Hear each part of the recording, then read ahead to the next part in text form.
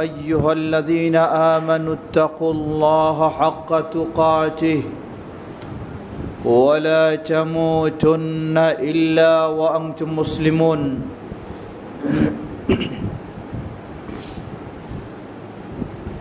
يا أيها الناس اتقوا ربكم الذي خلقكم من نفس واحدة وخلق منها زوجها وبث منهما رجالا كثيرا ونساء واتقوا الله الذي تساءلون به والأرحام إن الله كان عليكم رقيبا يا أيها الذين آمنوا اتقوا الله وقولوا قولا سديدا يصلح لكم أعمالكم ويغفر لكم ذنوبكم ومن يطع الله ورسوله فقد فاز فوزا عظيما أما بعد فإن خير الحديث كتاب الله وخير الهدي هدي محمد صلى الله عليه وسلم وشر الأمور محدثاتها وكل محدثة بدعة وكل بدعة ضلالة وكل ضلالة في النار فأعوذ بالله من الشيطان الرجيم بسم الله الرحمن الرحيم يا أيها الذين آمنوا كتب عليكم الصيام كما كتب على الذين من قبلكم لعلكم تتقون وصح عن النبي صلى الله عليه وسلم أنه قال من صام رمضان إيمانا واحتسابا غفر له ما تقدم من ذنبه رواه البخاري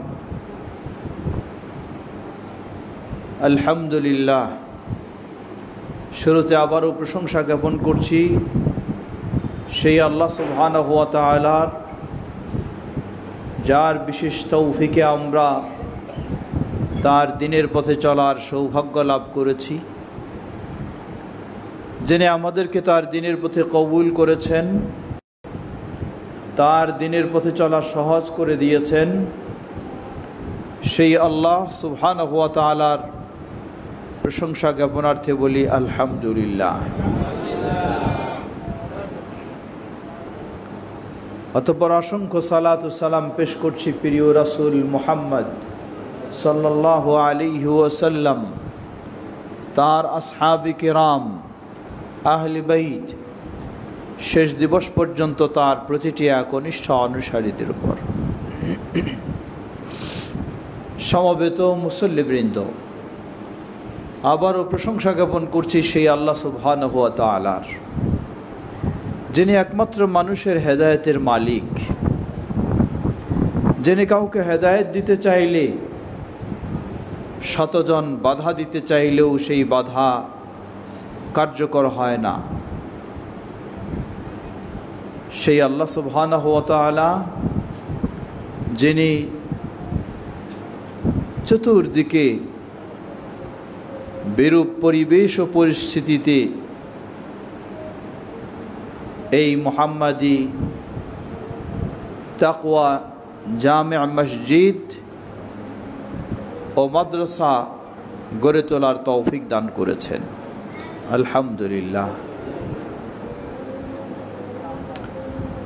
যেই আল্লাহ এই তৌফিক দিয়েছেন, সেই আল্লাহর প্রশংসার সাথে তার কাছে আমাদের আবেদন, তার কাছে আমাদের চাওয়া, তার কাছে আমাদের দোয়া। আল্লাহ এই মসজিদ ও মাদ্রাসাকে কিয়ামত পর্যন্ত তাওহীদ ও সুন্নাহর প্রচার প্রসারের কেন্দ্র হিসাবে একটি সুপ্রতিষ্ঠিত কেন্দ্র হিসাবে কবুল করে নিন। এর পিছনে যারা যেভাবে অবদান রেখেছেন, ত্যাগ স্বীকার করেছেন, আল্লাহ সকলের এই অবদানকে কবুল করে এর বিনিময়ে জান্নাতুল ফেরদাউস দান করুন। সমবেত মুসল্লিবৃন্দ, মুমিন ব্যক্তি মর্যাদাপূর্ণ সওয়াবের কাজের কথা শুনলে আনন্দিত হয়, গুনাহের কথা, খারাপ কাজের কথা শুনলে ব্যথিত হয়, কষ্ট পায়। এটি হলো মুমিনের বৈশিষ্ট্য। আমাদের জন্য সেরা মর্যাদাপূর্ণ মাস রমাদান মাস অতি নিকটবর্তী, যা আমাদের জন্য অত্যন্ত আনন্দের বিষয়, অত্যন্ত সৌভাগ্যের বিষয়। আমরা যেন সুস্থতার সাথে, ঈমানের সাথে রমাদান মাসকে পেয়ে রমাদান মাসে আল্লাহর সন্তুষ্টির পথে আমরা অগ্রসর হতে পারি। আল্লাহ আমাদের সকলকে সে তৌফিক দান করুন। সমবেত মুসল্লিবৃন্দ, রমাদান মাসকে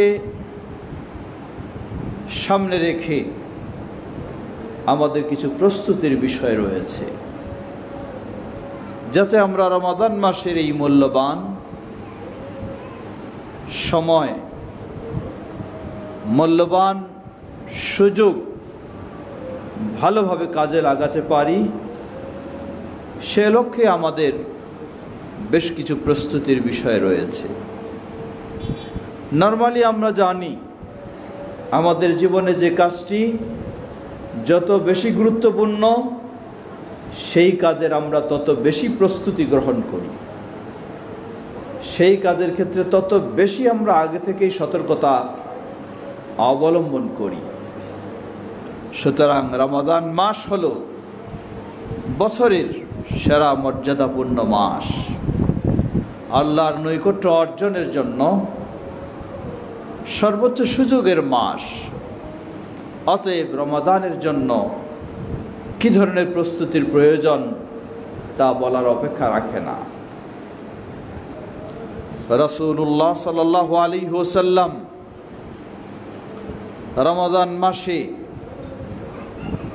যিনি সর্বদাই প্রতিটি মুহূর্তে আল্লাহর সবচেয়ে প্রিয় বান্দা ছিলেন, এরপরেও কিভাবে আরও প্রিয় হওয়া যায়, কিভাবে আল্লাহর আরও ভালো হওয়া যায়, এজন্য সর্বোচ্চ চেষ্টা করতেন রমাদান মাসে।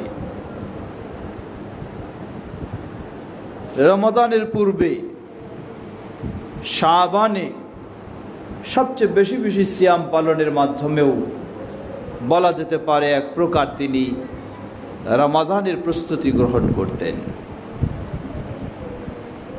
আমাদেরও কর্তব্য রাসূলুল্লাহ সাল্লাল্লাহু আলাইহি ওয়াসাল্লামের সুন্নাহ অনুযায়ী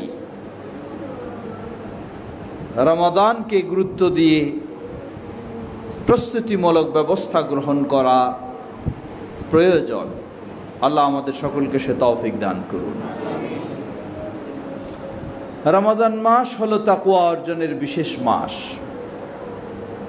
রমাদান মাস হলো আল্লাহ সুবহানাহু ওয়া তাআলার পক্ষ থেকে বিশেষ রহমত লাভের মাস। রমাদান মাস হলো আল্লাহ সুবহানাহু ওয়া তাআলার পক্ষ থেকে বিশেষ মাগফিরাত লাভের মাস। রমাদান মাস হলো জান্নাতকে বিশেষভাবে নিশ্চিত করে নেওয়ার মাস।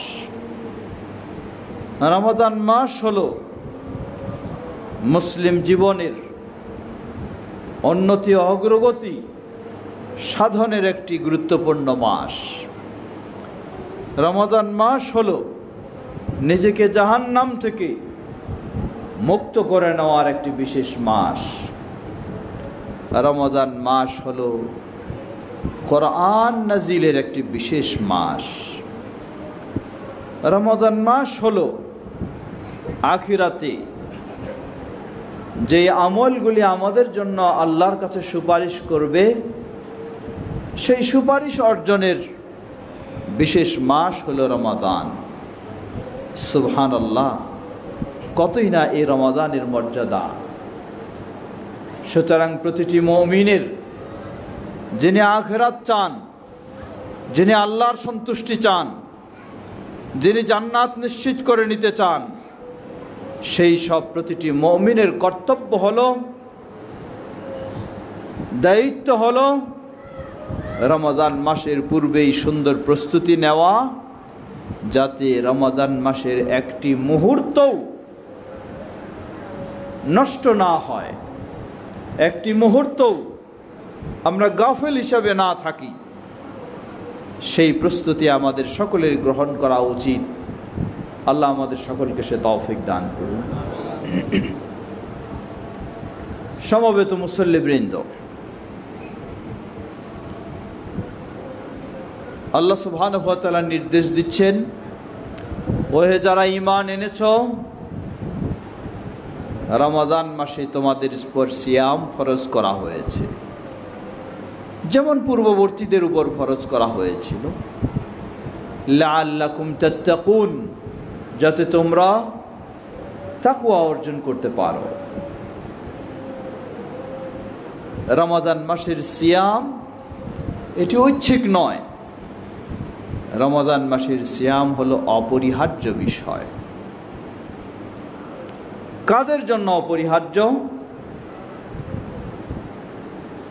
আল্লাহ রাসূল সাল্লাল্লাহু আলাইহি ওয়াসাল্লাম বিভিন্ন হাদিসে বর্ণনা দিয়েছেন।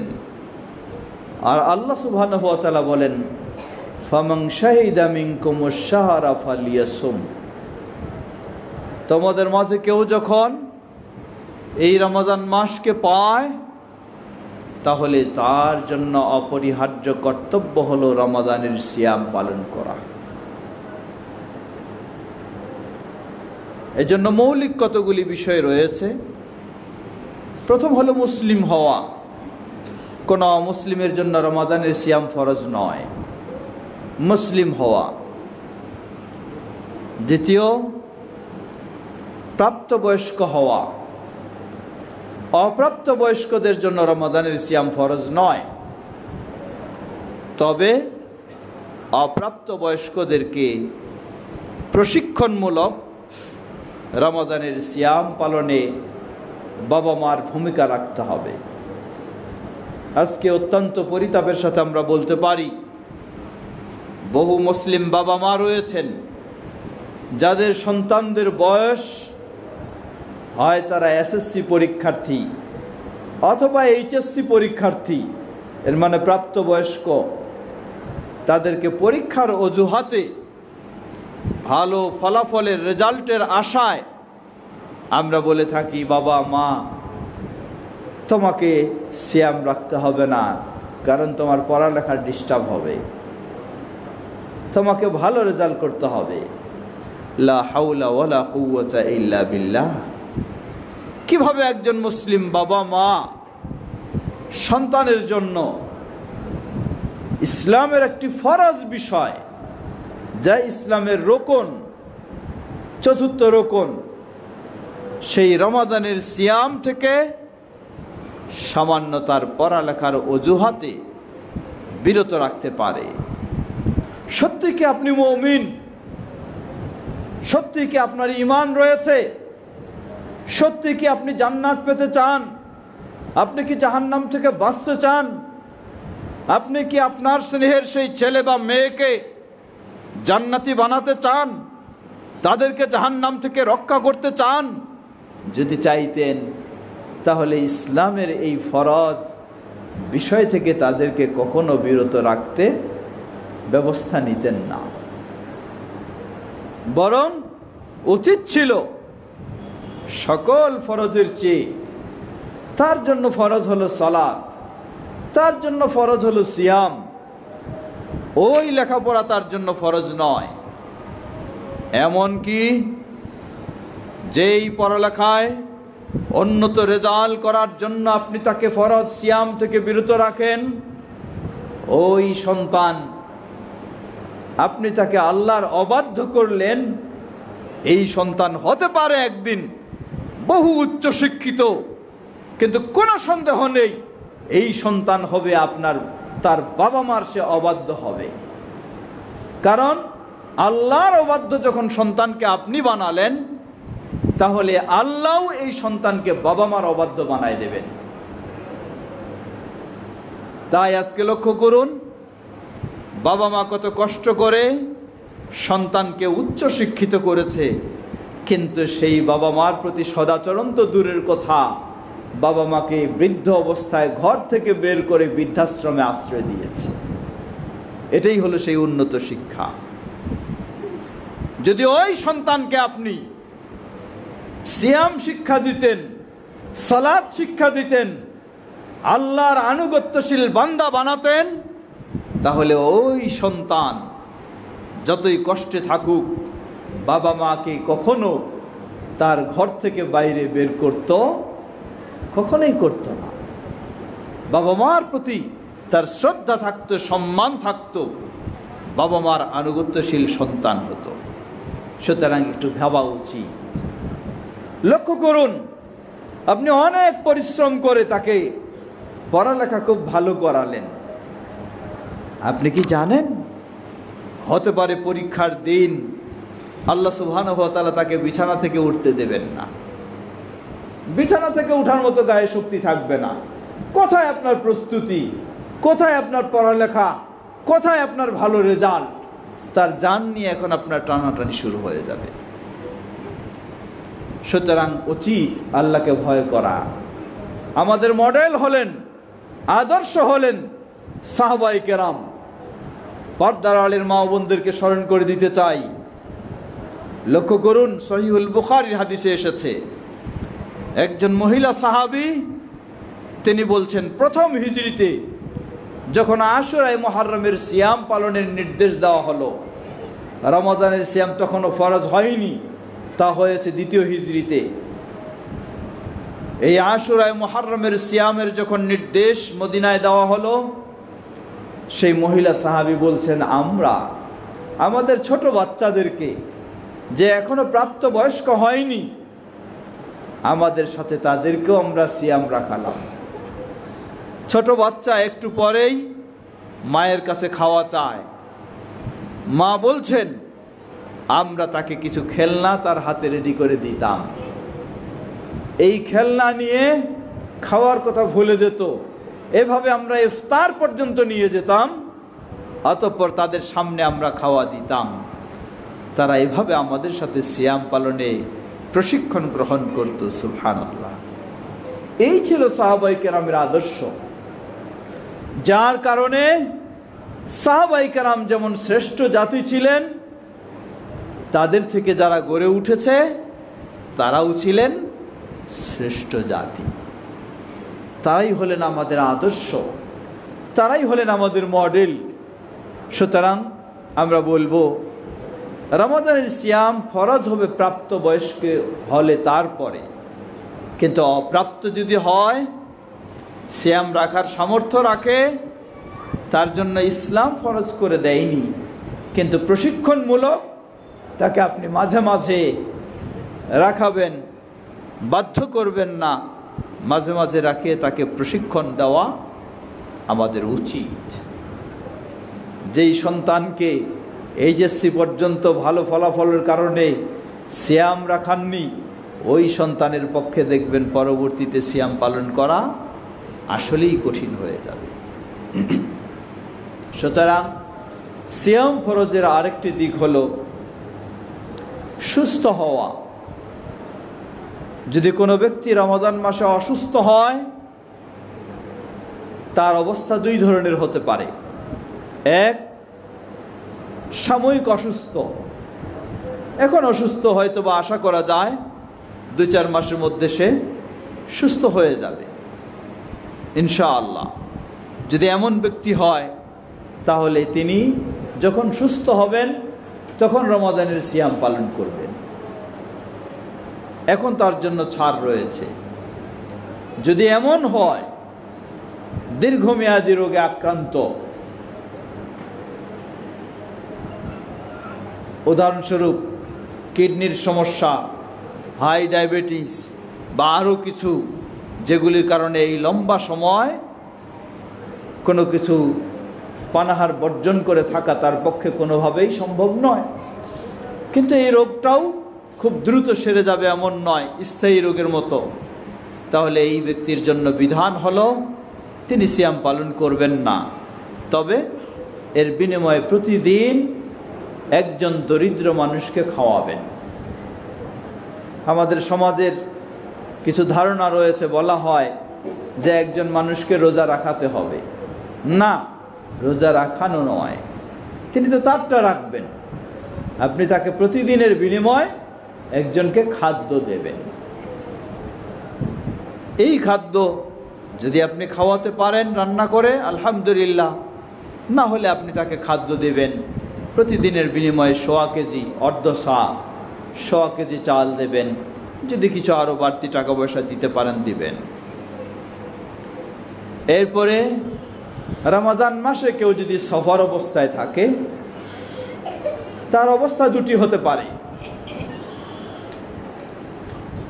সফর অবস্থায় থাকলে যদি সে সিয়াম পালনে সহজভাবে সিয়াম পালন করতে পারে, এটি তার জন্য খুব কষ্টদায়ক নয়, তাহলে সিয়াম পালন করা অনুমতি রয়েছে।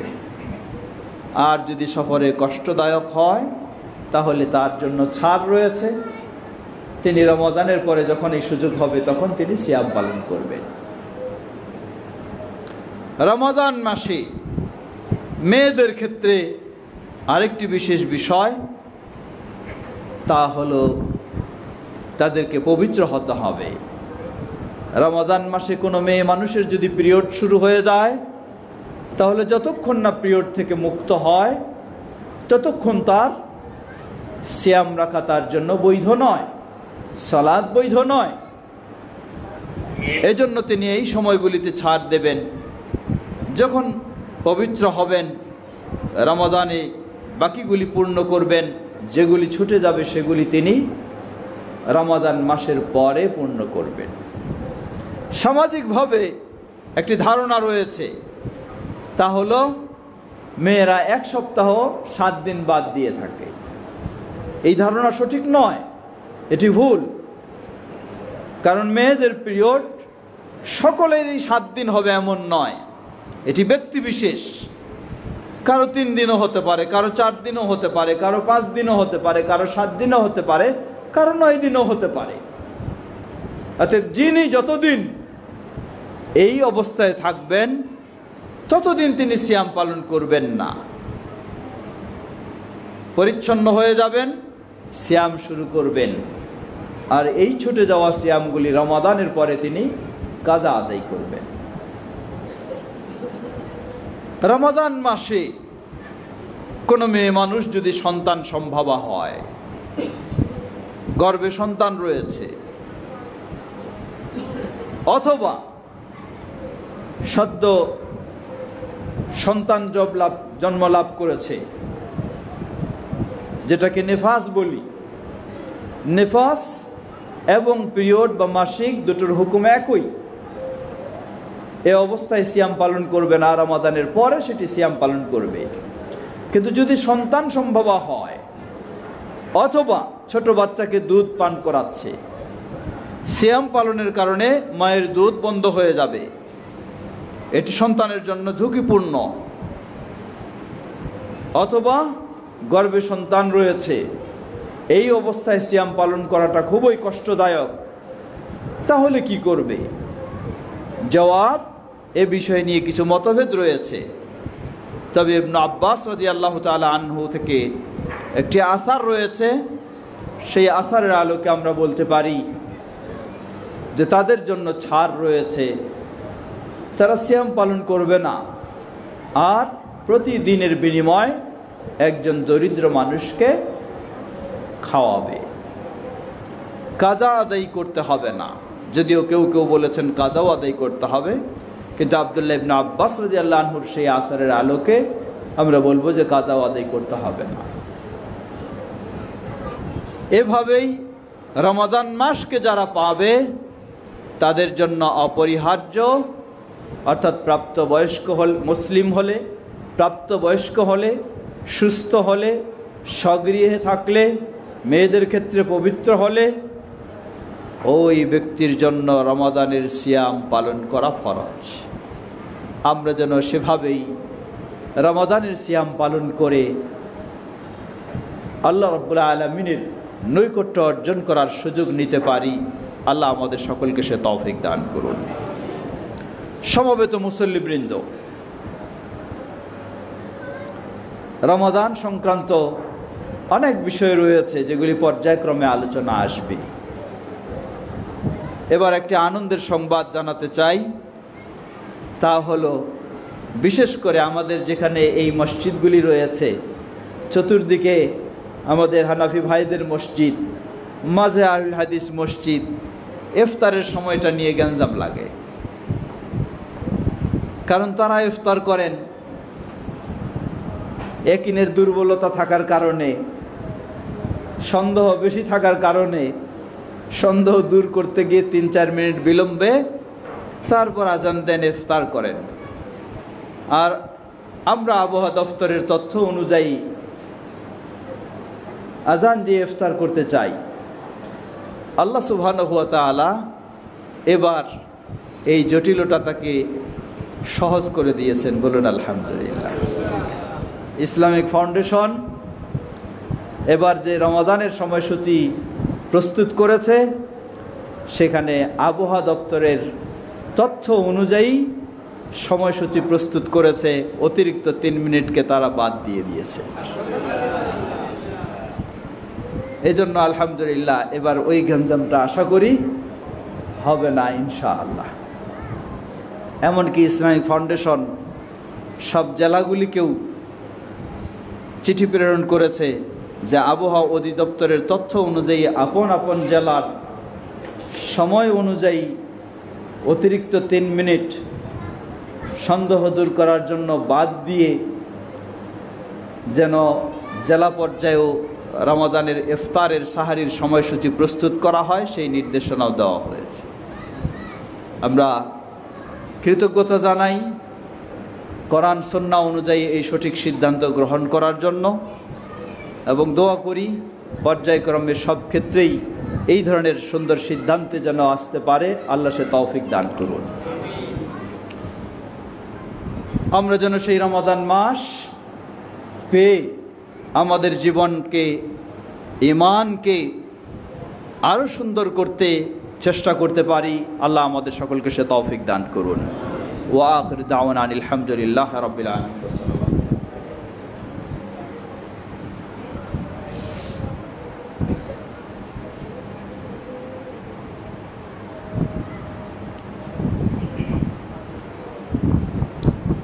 আলহামদুলিল্লাহ, আলহামদুলিল্লাহি রাব্বিল আলামিন, ওয়াসসালাতু ওয়াসসালামু আলা আবদিল্লাহি ওয়া রাসূলিহি নবিয়িনা মুহাম্মদ ওয়া আলা আলিহি ওয়া সাহবিহি আজমাইন, আম্মা বাদ। সমবেত মুসল্লিবৃন্দ, একটু ভিন্ন প্রসঙ্গে আসি। প্রথম প্রসঙ্গ হলো জুমার প্রসঙ্গ।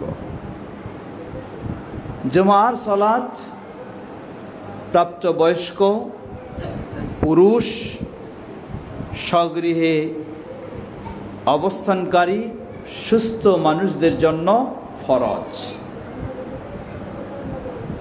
নারীদের জন্য ফরজ নয়, অসুস্থের জন্যও নয়, মুসাফিরের জন্যও নয়। সুতরাং জুমার সালাতে সর্বোচ্চ গুরুত্ব দিয়ে আমাদেরকে মসজিদে আসার চেষ্টা করতে হবে। কখন আসব? আসার সময় কখন? জবাব, একটি হলো আসার সময় ফরজ, আরেকটি হলো আসার সময় মুস্তাহাব। ফরজ হলো আল্লাহ সুবহানাহু ওয়া তাআলা বলেন, ইয়া আইয়ুহাল্লাযীনা আমানু ইযা নুদিয়া লিস-সালাতি মিন ইয়াউমিল জুমআহ ফাসআউ ইলা যিকরিল্লাহ ওয়া যারুল বাই'। যখন খুতবার আজান দেওয়া হয় তখন সব কিছু বর্জন করে, ব্যবসা বাণিজ্য কাজকর্ম বর্জন করে মসজিদের দিকে ছুটে যাও। এই সময়ের পর আর কারো বিলম্ব করার কোথাও এঙ্গেজ হয়ে থাকার সুযোগ নেই। থাকলেই গুনাহগার হবেন তিনি। সাধারণ গুনাহ নয়, এটি কবিরা গুনাহ হবে। এটি হলো ফরজ সময়। মুস্তাহাব সময় আল্লাহ রাসূল সাল্লাল্লাহু আলাইহি ওয়াসাল্লাম বলেন, জুমার খুতবার পূর্বে 5টি সময় রয়েছে। প্রথম সময়ে যে আসবে সে যেন একটা উট কুরবানি দিলে যে সওয়াব পাওয়া যায় সেই সওয়াব লাভ করবে। দ্বিতীয় সময় যে আসবে সে যেন একটা গরু কুরবানি দিলে যে সওয়াব পাওয়া যায় সেই সওয়াব পাবে। তৃতীয় সময় যে আসবে সে যেন একটা ছাগল দুম্বা কুরবানি দিলে যে সওয়াব পাওয়া যায় সেটি পাবে। চতুর্থ, সে একটি মুরগি জাতীয় প্রাণীর কোরবানির যে সওয়াব সেটি পাবে। পঞ্চম, একটি ডিমের সাদাকার সওয়াব পাবে। এরপরে আর সুযোগ নেই বিশেষ সওয়াব পাওয়ার। প্রথম সময়টা কখন থেকে শুরু হয়? হাদিসে শুধু আসসা আল উলা, প্রথম সময়, দ্বিতীয় সময় এই বলা হয়েছে। এবং এটি শুধু একজনের জন্য নয়, একটি সময়, এই সময়ের মধ্যে 10 জনও যদি আসে সেই 10 জনই সেই মর্যাদা লাভ করবে। অনেকে বুঝে থাকি যে প্রথম ব্যক্তি পাবে এই, দ্বিতীয় ব্যক্তি পাবে এই, না। এটি হলো প্রথম সময়ের মধ্যে যারাই আসবে তারাই উটের কুরবানির সওয়াব পাবে। দ্বিতীয় সময়ের মধ্যে যারাই আসবে তারাই গরু কুরবানির সমান সওয়াব পাবে। এই সময়টি নিশ্চয়ই খুতবা শুরু হওয়ার আগে। সেটি কি সূর্য পশ্চিম আকাশে ঢলে যাওয়ার পর, না সকাল থেকে? জবাব, সূর্য পশ্চিম আকাশে ঢলে যাওয়ার পর তো সময়ই থাকে না, সাথে সাথে খুতবাই শুরু হওয়ার সময়। তাহলে এটি আরও আগে থেকে হতে পারে, সেটি সকাল থেকেও। আল্লাহু তাআলা আলাম। তবে যে সবচেয়ে আগে আসার চেষ্টা করবে সেই পাবে ইনশাআল্লাহ। এটি এক মর্যাদা। দ্বিতীয় মর্যাদা, রাসূলুল্লাহ সাল্লাল্লাহু আলাইহি ওয়াসাল্লাম বলেন, কয়েক হাদিসের মিলে কথাগুলি বলছি, যে ব্যক্তি জুমার দিন তার বাড়িতে গোসল করবে, পবিত্র হবে, সুন্দর কাপড়, তার সাধ্য অনুযায়ী সুন্দর কাপড় পরবে, অতঃপর সুগন্ধি থাকলে সুগন্ধি ব্যবহার করবে, সুগন্ধি যদি নাও থাকে, তৈল থাকে, তৈল ব্যবহার করবে, এবং মসজিদে পায়ে হেঁটে আসবে যদি সেটি কাছে হয়, দূরে হলে বাহন জায়েজ রয়েছে। অতঃপর মসজিদে এসে যেখানেই জায়গা পাবে, মানুষের মাঝে ভাগাভাগি করে সামনে যাবে না, সেখানেই 2 রাকাত দখুল মসজিদ পড়ে বসে যাবে। অতঃপর মনোযোগ সহকারে খুতবা শুনবে এবং ইমামের সাথে 2 রাকাত জুমার সালাত আদায় করবে। রাসূলুল্লাহ সাল্লাল্লাহু আলাইহি ওয়াসাল্লামের একাধিক হাদিসের আলোকে এই ব্যক্তির মর্যাদা হলো, প্রথম মর্যাদা হলো যত পা, যত কদম ফেলে আসবে প্রতি কদমে একটি করে সওয়াব দেওয়া হবে, প্রতি কদমে একটি করে গুনাহ মাফ করে দেওয়া হবে, প্রতি কদমে একটি করে মর্যাদা বৃদ্ধি করে দেওয়া হবে। দ্বিতীয়, যেই জুমা গত জুমায় এসেছে এই থেকে আবার আজকের জুমাও যদি আসে, তাহলে এই 7 দিন অতিরিক্ত আরও 3 দিন, 10 দিনের গুনাহগুলিকে ক্ষমা করে দেওয়া হবে। তৃতীয়, যেটি তিরমিজির হাদিসে এসেছে, এটি সহিহ, আপনি যত দূর এসেছেন, যত দূর থেকে যত পা ফেলে এসেছেন, প্রতি কদমে 1 বছরের নফল সালাতের এবং 1 বছরের নফল সিয়ামের সওয়াব আপনাকে দান করা হবে প্রতি কদমে। সুবহানাল্লাহ। তবে মনে রাখতে হবে, এই সব মর্যাদাগুলো কয়েকটি কারণে নষ্ট হয়ে যাবে। প্রথম হলো, মেম্বারে খতিব সাহেব দাঁড়িয়ে যাওয়ার পরে যদি মসজিদে প্রবেশ করেন তাহলে পূর্বের মর্যাদাগুলি কিছুই পাবেন না।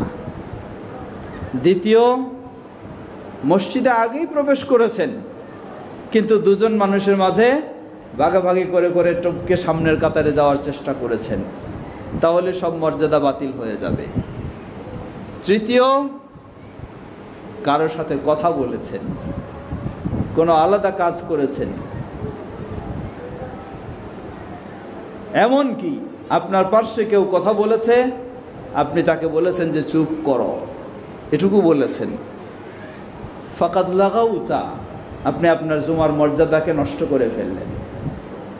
অতএব অত্যন্ত খুতবা শুরু হয়ে গেলে মনোযোগ সহকারে নীরবে বসে, এমনকি দোয়া দুরুদেও আপনি ব্যস্ত থাকার সুযোগ নেই, আপনার উচিত খুতবা শোনা। কিন্তু আফসোসের সাথে বলতে হয়, খুতবা শুনে তো ঘুম চলে আসে। কেনই বা ঘুম আসবে না? আপনি খুতবা শোনেন, বাঙালি মানুষ কিছুই তো বুঝেন না। আমাদের দেশে খুতবা ফরজ করে নেওয়া হয়েছে আরবিতেই হবে। আহলুল হাদিসেরা মনে করে না, শুরু হবে আরবিতে, অতঃপর মুসল্লিদের ভাষায় কোরআন সুন্নাহর ব্যাখ্যা দেওয়া, সেটি শরীয়ত সম্মত, এটি খুতবার লক্ষ্য উদ্দেশ্য সফল হয়, তাই এটি অবশ্যই জায়েজ রয়েছে। আশ্চর্যের বিষয় হলো, প্রসিদ্ধ চার ইমাম, ইমাম আবু হানিফা রাহিমাহুল্লাহ, ইমাম মালিক, ইমাম শাফি, ইমাম আহমদ বিন হাম্বল রাহিমাহুল্লাহ, চার ইমামের মাঝে যেই ইমাম ভিন্ন ভাষায়, আরবি ছাড়া ভিন্ন ভাষায় খুতবা দেওয়ার সবচেয়ে বেশি ছাড় দিয়েছেন, সেই ইমাম হলেন ইমাম আবু হানিফা রাহিমাহুল্লাহ। আর অথচ আমাদের দেশে সেই ইমামের অনুসারী হয়েই আরবি ভাষা ছাড়া অন্য কোনো ভাষায় খুতবা এলাও করে না, বরং বেদাত বলে। এটি আশ্চর্যের বিষয়। মানে ইমাম আবু হানিফা রাহিমাহুল্লাহকেও তারা মানতে রাজি না। অপরদিক, খুতবা যখন শুধু আরবি ভাষায় দেওয়া হয়, যার কারণে কি হয়, আরেকটি বেদাত চালু হয়েছে। কি বেদাত? রাসূল সাল্লাল্লাহু আলাইহি ওয়াসাল্লাম থেকে একটি হাদিস, যদিও সেই হাদিসটি দাঈফ, কিন্তু সাহাবীদের থেকে সহিহ হিসাবে, মাওকুফ হিসাবে বর্ণিত হয়েছে। আত-তাহাল্লুক ক্বাবলা খুতবাতিল জুমআ, জুমার খুতবার পূর্বে গোলাকার হয়ে বসে আলোচনা করা, এটি নিষিদ্ধ। কিন্তু তারা কি করলেন, আরবিতে খুতবাটা বাধ্য করে নিয়ে, মানুষ কিছুই বুঝে না, এখন একটা বিকল্প পথ বাইর করলেন, তাহলে তৃতীয় খুতবা চালু করলেন বয়ানের নাম দিয়ে। এটি অবশ্যই বেদাত, নিষিদ্ধ। আপনি একদিকে কঠোরতা অবলম্বন করতে গিয়ে আরেকদিকে নিষিদ্ধ কাজে লিপ্ত হলেন। সমবেত মুসল্লিবৃন্দ, সুতরাং খুতবার বিষয়ে আমাদেরকে অবশ্যই বিশেষ গুরুত্ব দিতে হবে। খতিবের জন্য কিছু শর্ত রয়েছে সুন্নাহ মাফিক খুতবা হওয়ার। সেগুলির মাঝে খতিব যিনি খুতবা দেবেন, তাকে অবশ্যই রাসূল সাল্লাল্লাহু আলাইহি ওয়াসাল্লামের সুন্নাহ অনুযায়ী বিষয়গুলিকে লক্ষ্য রাখতে হবে। আপনারা যদি জায়গা থেকে থাকে, সামনে একটু এগিয়ে আসুন, যাতে পিছনের মানুষেরা বসতে পারে। আপনারা এগিয়ে আসুন, এটি খতিব বলতে পারে, তাহলে আসা জায়েজ হবে। আর খতিব না বললে ভাগাভাগি ঠেলাঠেলি করে যাওয়া জায়েজ হবে না। সামনেগুলি পূরণ করে ফেলুন।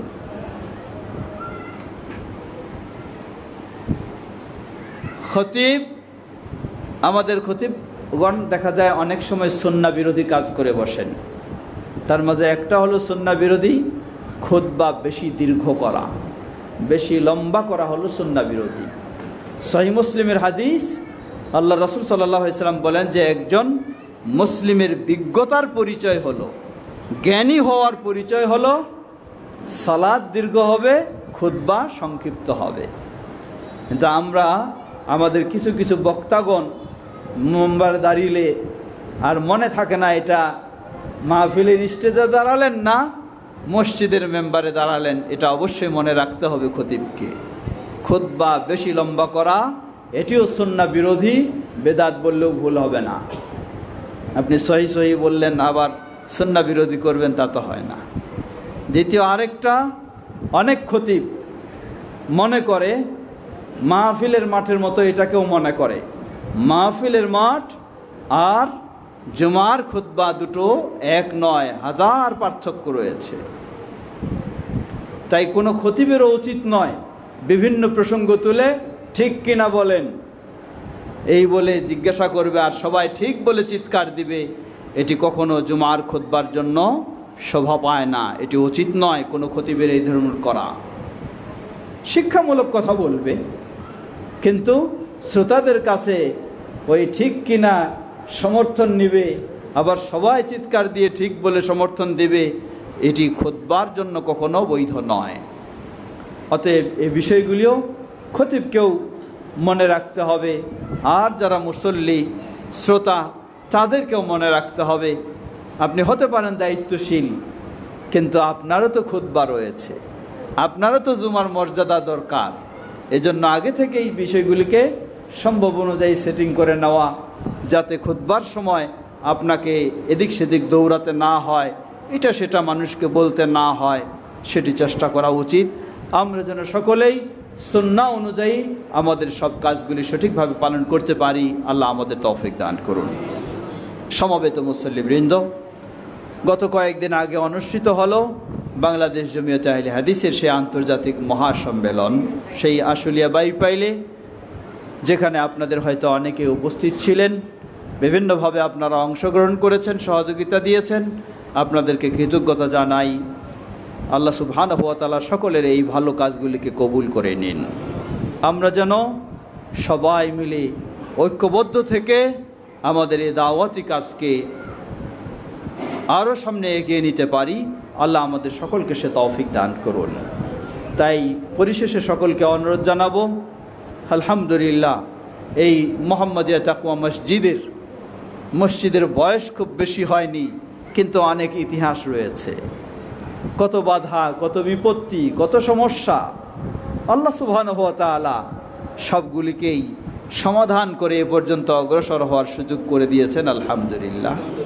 একদিকে যেমন আল্লাহর প্রশংসা, অপরদিকে তেমন আমাদেরকে সবসময় মনে রাখতে হবে আমরা যেন সবাই ঐক্যবদ্ধ হয়ে থাকতে পারি, আন্তরিকতার সাথেই থাকতে পারি। তাহলে ইনশাআল্লাহ আল্লাহ আমাদের সফলতা দান করবেনই ইনশাআল্লাহ। আজকের এই মসজিদ হয়তো টিন সেট, মাদ্রাসার এই অবস্থা, শুরুর প্রাথমিক অবস্থা, ইনশাআল্লাহ আল্লাহ রাব্বুল আলামিন কবুল করবেন এবং এখানে একটি অবশ্যই মসজিদ ও মাদ্রাসার সুন্দর কমপ্লেক্স গড়ে উঠবে ইনশাআল্লাহ, যেটি হবে তাওহীদ ও সুন্নাহর মারকাজ, যেটি হবে তাওহীদ ও সুন্নাহর প্রচার প্রসার কেন্দ্র ইনশাআল্লাহ। সেই লক্ষ্যকে সামনে রেখেই আমরা যেন সবাই ঐক্যবদ্ধ হয়ে আন্তরিকতার সাথে এগিয়ে যেতে পারি। বাংলাদেশ জমিয়তে আহলে হাদিস সেই আহ্বানে জানায়। আল্লাহ আমাদের সবাইকে সে তৌফিক দান করুন। ইবাদাল্লাহ রাহিমাকুমুল্লাহ, আল্লাহুম্মা সাল্লি আলা মুহাম্মদ ওয়া আলা আলি মুহাম্মদ কামা সাল্লাইতা আলা ইব্রাহিম ওয়া আলা আলি ইব্রাহিম ইন্নাকা হামিদুম মাজিদ। আল্লাহুম্মা বারিক আলা মুহাম্মদ ওয়া আলা আলি মুহাম্মদ কামা বারাকতা আলা ইব্রাহিম ওয়া আলা আলি ইব্রাহিম ইন্নাকা হামিদুম মাজিদ। আল্লাহুম্মা রদি আনিল খুলাফায়ে আর রাশিদিন ওয়া আন সাইরি আসহাবি নবিয়িকাল কারীম। আল্লাহুম্মা